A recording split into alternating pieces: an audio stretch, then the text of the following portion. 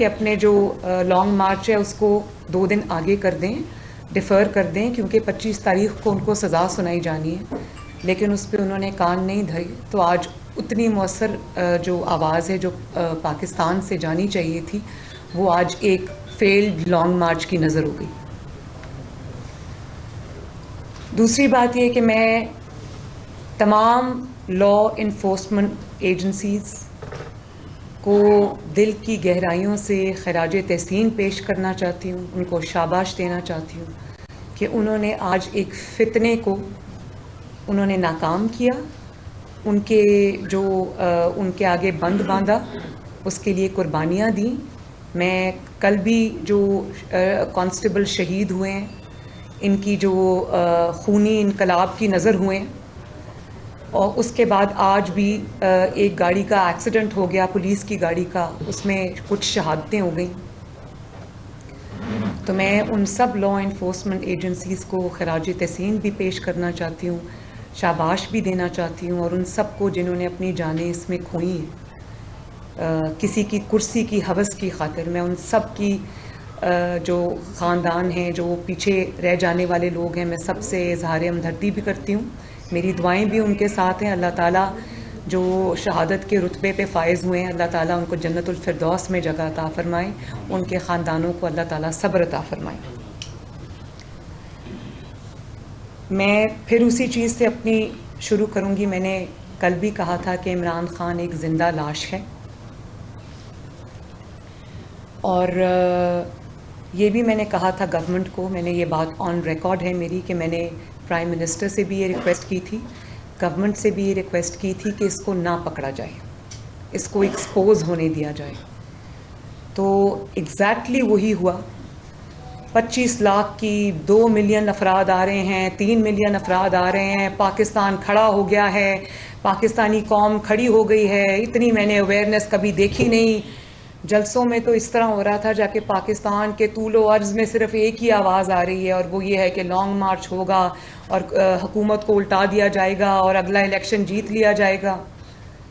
تو آج پاکستان کی قوم نے، پاکستان کی ماؤں نے، پاکستان کے بچوں نے، پاکستان کے بیٹوں نے، پاکستان کے بزرگوں نے جو آج زناٹے دار تھپڑ عمران خان کے منہ پر رسید کیا ہے، اس کی گونج نہ صرف آج سنائی دے رہی ہے بلکہ آنے والے وقتوں میں وہ گونج اور بھی زیادہ سنائی دے گی. تو میں اپنی قوم کو بھی خراج تحسین پیش کرنا چاہتی ہوں، میں اپنی قوم کا شکریہ بھی ادا کرنا چاہتی ہوں، میں اپنی قوم کو سلام بھی پیش کرنا چاہتی ہوں کہ انہوں نے بروقت اس فتنے کو جس کا نام عمران خان ہے، اس کو نہ صرف پہچانا، اس کو نہ صرف روکا، بلکہ کسی بھی احتجاج میں نہ شامل ہو کر انہوں نے اس بات کا ثبوت دیا کہ قوم یہ سمجھتی ہے کہ اس قسم کے جتنے بھی فتنے ہیں، جتنے بھی فساد ہیں، جو اپنی کرسی کی خاطر ملک میں آگ لگانے کو تیار ہیں، ان کا ساتھ نہیں دینا. اور میں یہ سمجھتی ہوں کہ قوم کو یہ بھی پتہ ہے کہ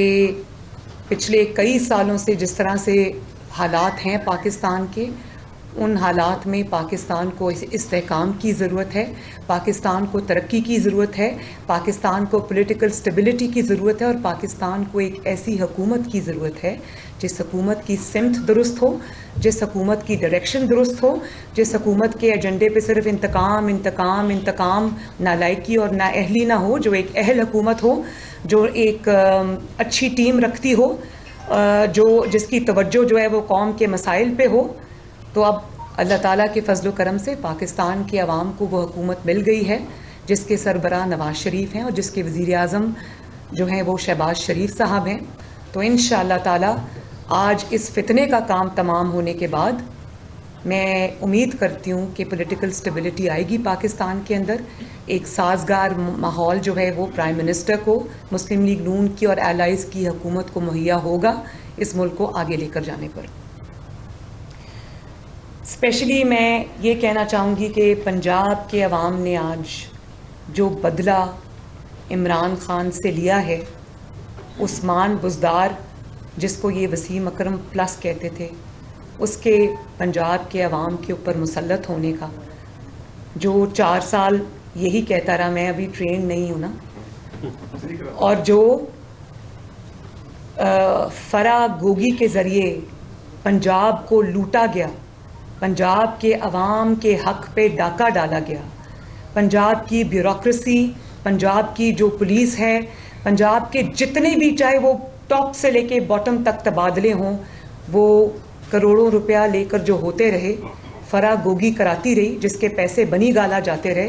تو پنجاب نے اپنا مینڈیٹ چھیننے کا، جو نواز شریف اور شہباز شریف کا مینڈیٹ تھا، پاکستان مسلم لیگ نون کا مینڈیٹ تھا، شیر کا مینڈیٹ تھا، وہ مینڈیٹ چھیننے کا بدلہ آج پنجاب نے عمران خان سے چکتا کیا. فرا گوگی کو عوام پنجاب کے 12 کروڑ عوام کے سر پہ مسلط کرنے کا بدلہ آج پنجاب نے لیا. عثمان بزدار جیسے نالائق شخص کو ڈمی چیف منسٹر بٹھا کے پنجاب کی بربادی کا بدلہ آج پنجاب کے عوام نے لیا. اور 25 لاکھ کی یہ بات کر رہے تھے، 2 ملین کی یہ بات کر رہے تھے. پنجاب، پورے پنجاب کے 38 ڈسٹرکٹ سے کہیں 200 بندہ نہیں نکلا. تو رانا صاحب نے تو بالکل ٹھیک کہا کہ مجھے افسوس ہوا ہے کہ میں نے آج اتنی ڈپلائمنٹ کیوں کر دی، کیونکہ انہوں نے ایک ہوا بنایا ہوا تھا کہ پتہ نہیں پاکستان ان کے ساتھ ہے، پاکستان کے عوام ان کے ساتھ ہیں، پاکستان کے عوام کھڑے ہو گئے ہیں. تو رانا ثناء اللہ صاحب نے بالکل صحیح کہا کہ نہ صرف عمران خان کو مایوسی ہوگی، ہمیں بھی بہت مایوسی ہوئی ہے. بالکل کہیں 200 بندہ یہ اکٹھا نہیں کر سکے. تو ایک تو توجہ بھی گورنمنٹ کی انہوں نے آج ناکام احتجاج پہ رکھی. پولیس کی جو یا لا انفورسمنٹ ایجنسیز کی توجہ بجائے اس کے کہ عوام کے اوپر ہوتی، آج وہ اس احتجاج کو جو انہوں نے خونی انقلاب کے دعوے کیے تھے اس کی عوام کی حفاظت میں ہوئی. اور پھر KPK کے عوام کو بھی میں خراج تحسین پیش کرنا چاہتی ہوں. تو ان کو بھی یہ امید تھی کہ اگر پنجاب سے لوگ نہیں نکلے تو KPK سے نکلیں گے. KPK سے بھی انتہائی شدید مایوسی کا ان کو سامنا کرنا پڑا. اور وہ جو انقلاب آ رہا تھا نا، وہ ہیلی کاپٹر کے ذریعے KP اور پنجاب کے درمیان کتنی دیر ہوا میں معلق رہا، ابھی بھی معلق ہے. وہ انقلاب تو نہ آ سکا. KPK والوں نے بھی اس کے انقلاب کو ریجیکٹ کیا، اس کی فساد کو ریجیکٹ کیا، اس فتنے کو ریجیکٹ کیا. تو میں KP کے عوام کو بھی، سندھ کے عوام کو بھی، بلوچستان کے عوام کو بھی، پنجاب کے عوام کو بھی سلوٹ کرتی ہوں. پھر انہوں نے جب ان کو 2-3 دن پہلے، کیونکہ انہوں نے اناؤنسمنٹ تو کر دی تھی، اناؤنسمنٹ کر کے لانگ مارچ کی، یہ پھنس گئے تھے کیونکہ ان کو وہ عوامی رسپانس نہیں مل رہا تھا. ان کو وہ بلڈ اپ جو یہ سمجھ رہے تھے کہ ہوگا وہ نہیں ہو سکا. تو انہوں نے پھر گورنمنٹ کو اپروچ کرنا شروع کیا. انہوں نے اسد کیسر صاحب نے، ایاز صادق صاحب کو 2 دن پہلے، اسد کیسر صاحب نے، اور جو ایکس چیف منسٹر ہیں ان کا کیا نام ہے، پرویز خٹک صاحب نے، انہوں نے 2 دن پہلے ایاز صادق صاحب کو اپروچ کیا کہ بیٹھ کے ہم بات چیت چاہتے ہیں اور اس کا حل چاہتے ہیں. تو ایاز صادق صاحب نے نواز شریف صاحب سے رابطہ کیا اور انہوں نے کہا کہ یہ ہم سے کہہ رہے ہیں کہ کچھ لو اور کچھ دو کی بنیاد پر ہم سے بات چیت کر لیں. بھلے آپ نے الیکشن ابھی نہیں کرانے تو آپ کچھ مہینے بعد کی ڈیٹ دے دیں الیکشن کی، لیکن دیر بائی میننگ کہ اللہ کا واسطہ ہمیں دھرنے سے بچا لیں. تو نواز شریف صاحب نے کہا کہ میں کسی دھونس اور دھاندلی میں اور اس طرح کے جو فتنہ باز ہیں، اس طرح سے جو جتھا لے کر آ کر تو ڈیمانڈز رکھنے والے، میں ان کی کسی دھمکی میں نہیں آؤں گا. اب انہوں نے جو اعلان کیا ہے یہ اس کو پورا کرے. میں ان کے کہنے پہ انتخابات نہیں کراؤں گا، اور انتخابات اب جب ہوں گے انشاءاللہ تعالی وہ تب ہوں گے. اگر اب ہونے بھی تھے تو نہیں ہوں گے انشاءاللہ. یہ ملک آگے چلے گا. تو جب ان کو یہ جواب ملا تو اس کے بعد آج اور کل انہوں نے پھر رابطے کیے گورنمنٹ کے ساتھ، حکومت کے ساتھ، اور انہوں نے کہا کہ مل کے بیٹھیں، آئیں، بات کریں. تو پھر حکومت نے ان کو کہا کہ ٹھیک ہے آ جائیں. آج یہ صبح 10 بجے اسپیکر ہاؤس میں آئے، جس میں شاہ محمود قریشی صاحب تھے، جس میں اسد عمر صاحب تھے، اور جس میں پرویز خٹک صاحب تھے. اور پہلے جو ایاز صادق صاحب سے بات ہوئی تھی، اس میں فواد چودھری صاحب تھے اور اسد کیسر صاحب تھے. تو آج یہ 3 حضرات 10 بجے اسپیکرز ہاؤس میں آئے انہوں نے اپنے مطالبے سامنے رکھے اور کہا کہ الیکشن اور کہ ہمیں کوئی جلسے کی جگہ دے دی جائے، لیکن اس کا لب لباب یہی تھا، اس کی سمری یہی تھی کہ ہم دھرنے کا اعلان کر بیٹھے ہیں، عوام نے کوئی رسپانس نہیں دیا تو ہمیں دھرنے سے بچایا جائے اور ہمیں کوئی سیف ایگزٹ دی جائے، جس پر ان کا کوئی بھی مطالبہ نہیں مانا گیا،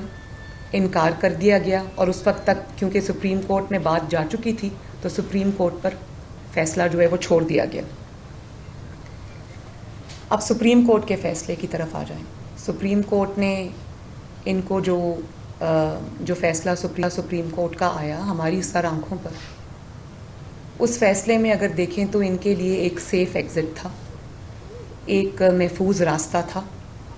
اور یہ ان کی عزت بچانے کا پورا اہتمام تھا، لیکن ابھی سپریم کورٹ کی فیصلے کی سیاہی بھی خشک نہیں ہوئی تھی، تو اچانک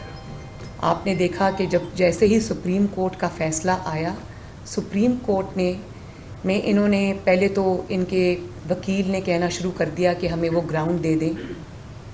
جہاں پہ 10,000 بندہ آتا ہے،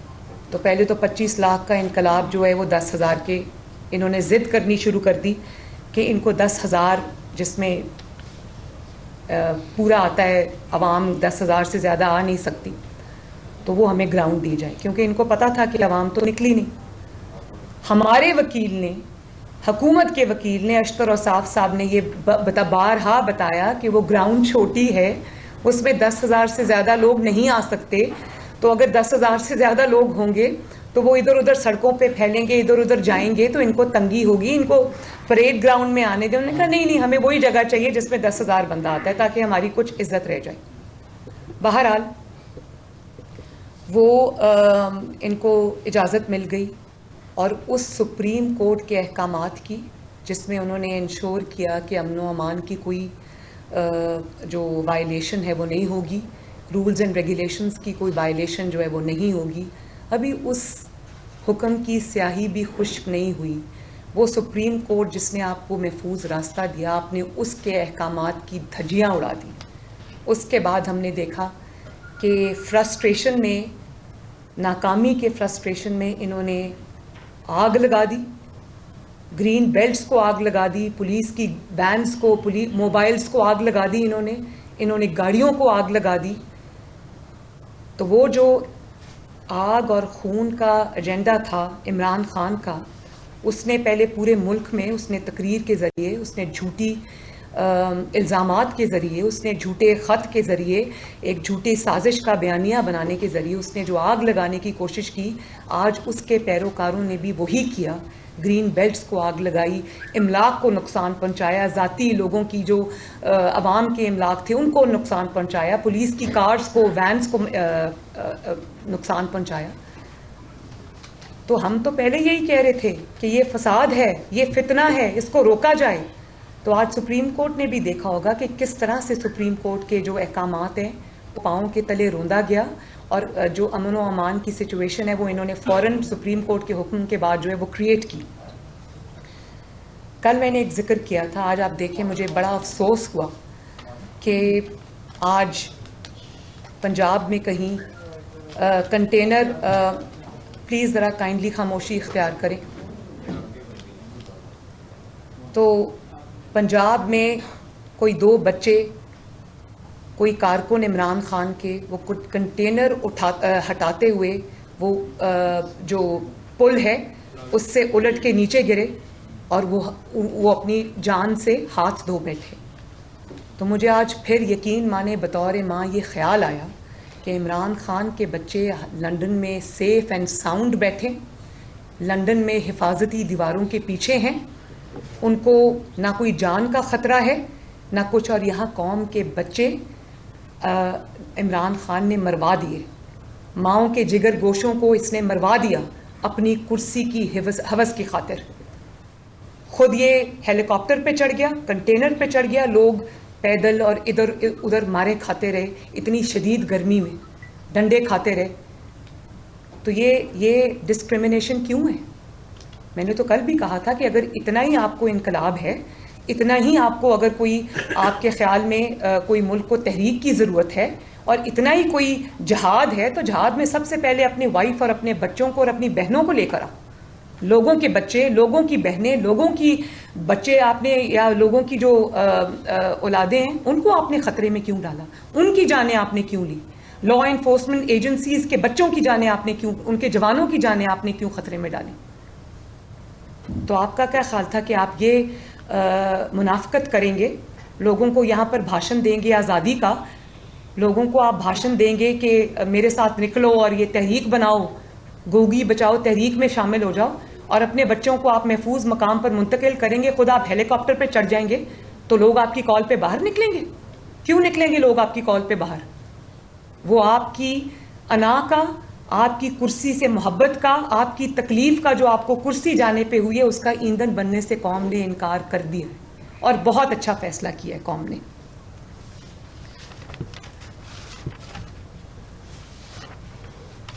تو میں اب یہ کہنا چاہتی ہوں کہ اس تاریخی ناموشی کے بعد، اس تاریخی ناکامی کے بعد، اس تاریخی شرمندگی کے بعد جو آج عمران خان کو ہوئی ہے، تو میرا ایک مخلصانہ مشورہ ہے ان کو کہ ان کی سیاسی لاش جو اب پاکستان میں تعفن پھیلا رہی ہے اس کو واپس بنی گالہ لے جائیں، وہاں کسی حجرے میں جا کے بیٹھ جائیں اور تسبیح گما کر اللہ اللہ کریں اور اس ملک کو ترقی کرنے دیں.